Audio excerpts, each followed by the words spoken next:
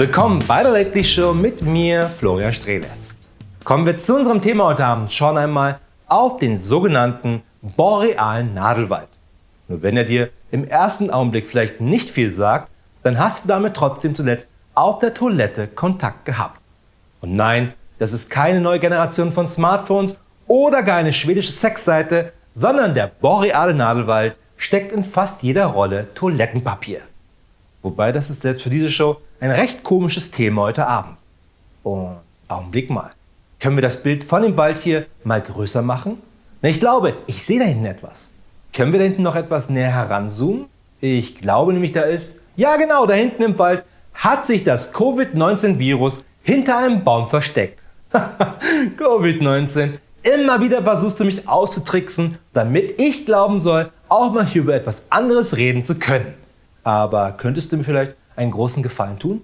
Nein. Nicht das Kontrollgremium vom RBB dahin raffen, weil ich bei denen nächste Woche Rede und Antwort stehen muss, wegen der Show über Querdenken, weil es dort zu viele Beschwerden gab. Sondern könntest du einfach so lange alleine in dem Wald bleiben, bis, sagen wir, Flaumpfingsten? Nur jetzt fällt mir auch wieder ein, worüber ich heute Abend eigentlich reden wollte. Nämlich über Impfschäden. Und das mache ich heute Abend noch nicht einmal als Journalist, sondern vor allem auch als Wissenschaftler, der ich nun auch einmal bin. Denn damit landet man dann am Ende hier. Immer noch besser, als Taxi fahren zu müssen, beziehungsweise mit mir Taxi fahren zu müssen. Wir haben jetzt seit Ende letzten Jahres nicht nur einen, sondern schon mehrere wirksame Impfstoffe gegen Covid-19. Nein, ich habe dich nicht gerufen, bleib mal weiter im Wald, okay? Also können wir doch jetzt alle impfen, oder? Was sagt denn ein Mensch von der Straße dazu, geimpft zu werden? Nein, definitiv nicht. Und warum nicht? Weil ich bis jetzt ohne Impfung durchs Leben gekommen bin. Würden Sie sich impfen lassen? Selbstverständlich. Warum? Wir schaffen die Durchseuchung nur so. Auf keinen Fall. Warum nicht? Ich denke, das wurde zu wenig getestet. Ich würde zuerst einmal abwarten, welche Nebenwirkungen es gibt.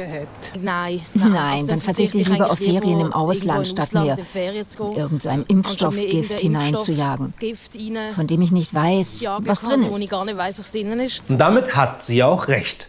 Sich als Medizinlaie ein Impfstoffgift reinzujagen, ohne dessen Inhaltsstoffe zu kennen, würde man ja auch ansonsten nie bei irgendwas anderem machen, oder?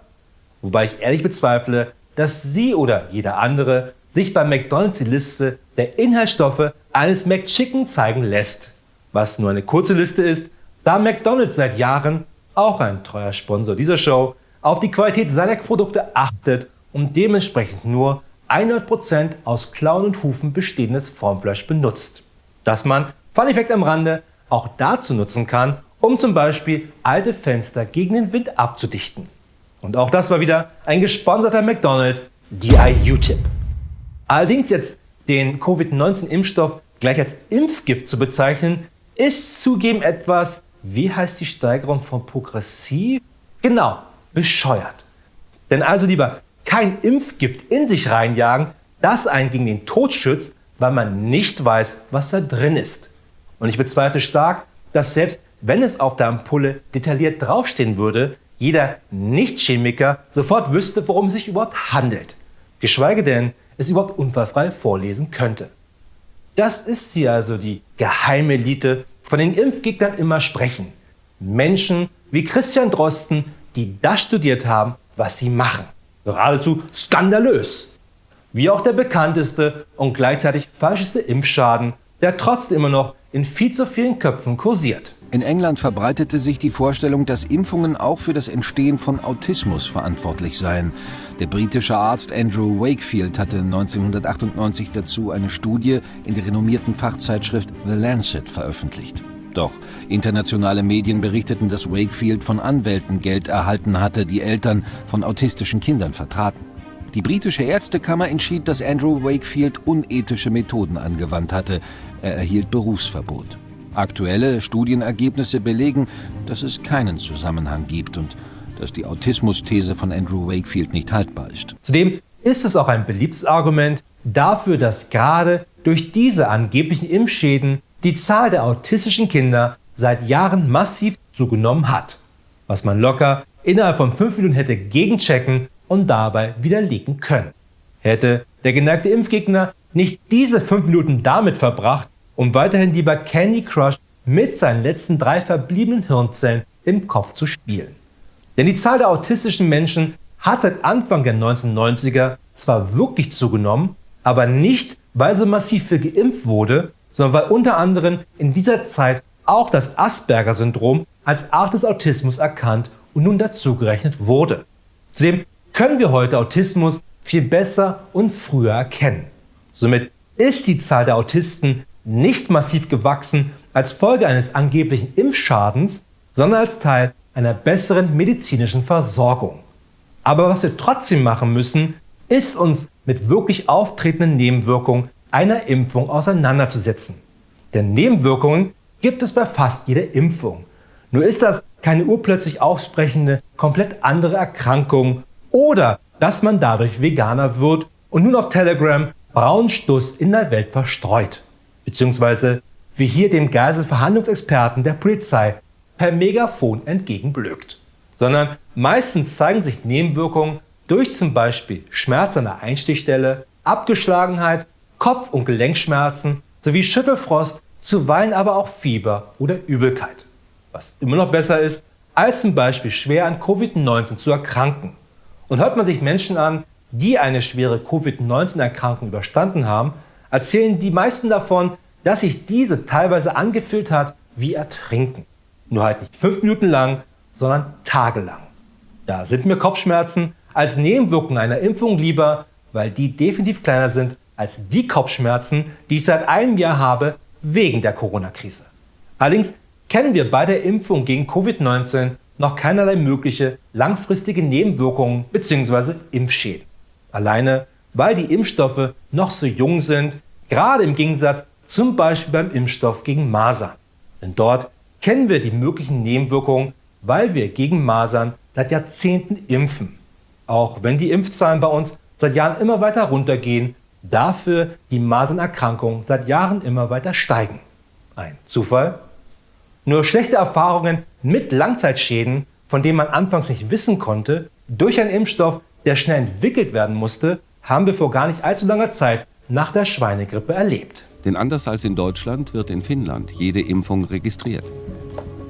Als 2010 ungewöhnlich viele Fälle von Narkolepsie auftauchten, konnten sie nachweisen, dass die meisten neuen Narkolepsie-Patienten zuvor gegen Schweinegrippe geimpft wurden. Im Sommer 2010 stoppt die finnische Gesundheitsbehörde die Impfung. Sie erklärt, dass der Impfstoff Pandemrix wahrscheinlich die Narkolepsiefälle ausgelöst hat. Und 2018 kam dann auch raus, dass der Hersteller von Pandemrix, GlaxoSmithKline, schon von Anfang an von diesen Nebenwirkungen wusste. Zudem klingt GlaxoSmithKline auch so, als hätte man den Namen gewählt aus dem Traumtagebuch einer 14-Jährigen aus den 80ern mit den 3 magischen Kevins. Kevin Smith, Kevin Kline und dem Pornodarsteller Kevin Glaxo. Aber weil damals ein Impfstoff schnell verfügbar sein musste, also wie heute mit dem Impfstoff gegen Covid-19, nahm es scheinbar GlaxoSmithKline nicht zu genau und verursachte mit seinem Pandemrix die Bildung von Antikörpern, die nicht nur Bestandteile des Grippevirus erkannten und angriffen, sondern versehentlich auch Bestandteile des menschlichen Organismus. Und das letztlich bei knapp 1500 Kindern und Jugendlichen. Nur ist dieser nachgewiesene Impfschaden scheinbar nicht so sexy für Impfgegner wie angeblicher Autismus nach dem Impfen, der jedoch nicht durchs Impfen entsteht. Nun stellt sich natürlich die Frage, wer bezahlt für einen Impfschaden, wie zum Beispiel verursacht durch Pandemrix oder eventuell durch einen der Covid-19-Impfstoffe. Also der Staat haftet definitiv, jedenfalls dann, wenn er eine Impfpflicht anordnet. Hat er nicht gemacht? Eine Impfung empfiehlt. Ach, Impfung empfiehlt. Ach, das reicht dann schon aus. Das reicht aus, Okay. Also es ist gar keine Frage, dass die Corona-Impfung unter die staatliche Haftung fällt. Ob daneben die Pharmaunternehmen haften oder nicht, kann für den Einzelnen letztlich nicht so entscheidend sein, denn er weiß, dass definitiv, wenn ein Impfschaden entsteht, er im Zweifel auch eine Rente aus staatlichen Kassen bekommt. Und der von der EU veröffentlichte Vertrag mit AstraZeneca zeigt sogar, dass am Ende per se kein Impfstoffproduzent haften wird bei Impfschäden. Was auch wieder verständlich ist, da ein Impfstoff gegen Covid-19 so schnell wie möglich entwickelt werden musste und es deswegen keine Langzeitstudien zu den Nebenwirkungen geben kann. Nur gerade das Beispiel von Pandemrix zeigt, dass es eben doch Impfschäden geben kann. Auch wenn es nur rund 1500 betraf, bei Millionen von Impfdosen sind das immer noch 1500 zu viel. Trotzdem bin ich persönlich immer noch ein absoluter Impfbefürworter. Vielleicht gerade, weil ich als Kind nie ausreichend geimpft wurde. Nicht, weil ich schon damals ein kleiner sozialistischer Impfrevoluzer in Pampers war, sondern weil ich meistens, wenn Impfungen anstanden, krank war. Aber wenn wir von Impfungen reden, dann müssen wir auch immer über die Nebenwirkungen und gegebenenfalls Impfschäden reden. Die Wahrscheinlichkeit, dass eine Impfung eben nicht nur zu Schmerzen an der Einstichstelle führt, sondern zu echten Krankheiten, mag zwar schwindend gering sein, zum Glück, aber wir Menschen sind alle verschieden. Eine Impfung kann 1 Million Mal ohne Probleme ablaufen, aber dann einmal eben nicht. Und dann müssen wir wenigstens als Staat oder als EU für den Schaden gerade stehen. Gerade wenn sich Firmen wie GlaxoSmithKline aus der Verantwortung stehlen. Und trotzdem klingt GlaxoSmithKline, als wäre ein Außerirdischer auf der Erde gelandet und müsste sich schnell einen humanoiden Namen ausdenken, um nicht aufzufallen. Nur müssen wir alles tun, um den Geschädigten dann zu helfen. Genauso wie wir Bedenken von Menschen beim Impfen nicht einfach wegwischen sollten, aller ist noch nie passiert, warum also jetzt? Sondern wir müssen auf diese Bedenken reagieren und auch die vielen Fragen zu Impfungen und deren möglichen Nebenwirkungen ehrlich beantworten. Und nicht diese Menschen Dr. Google überlassen, denn der hat seinen Doktor auch nur abgeschrieben von Karl Theodor zu Gutenberg. Der wiederum sein von Dr. Google ist so ein Ouroboros-Ding. Impfen hilft nicht nur dem Einzelnen, sondern vor allem der ganzen Gesellschaft. Und auch denen, die nicht geimpft werden können, sei es, weil sie vielleicht zu jung sind oder zu krank sind und eine Impfung zu gefährlich für sie wäre.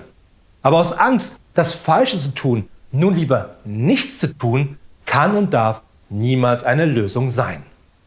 Das war's wieder von der Show für heute, aber keine Sorge, wir sehen uns wieder am Freitag mit den Lately News. Bis dahin eine gute Nacht und viel Glück da draußen.